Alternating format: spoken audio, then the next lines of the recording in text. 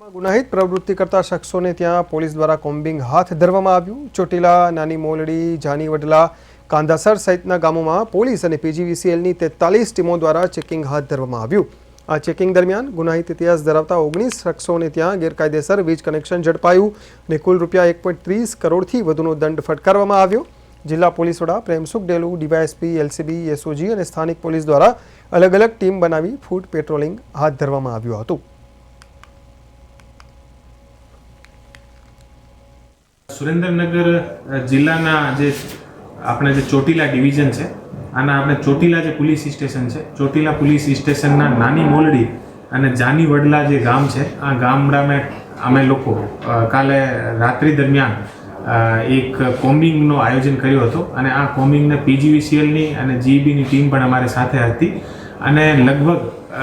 60ની આસપાસ ટોટલ અલગ અલગ ટીમ બનાવીને અને અલગ અલગ જગ્યા પોલીસ સાથે મૂકીને અને હું જાતેથી પણ સાથે હાજર અને અમારા એએસપી અને ડીવાયએસપી પણ આ જગ્યા પર હાજર રહીને અને જે પણ અમારા જે મોટા બૂટલેગર અને જે મોટા ગુનેગાર હતા આ લોકોને ઘરે અમે આકસ્મિક રૂપથી ચેક કર્યો હતો।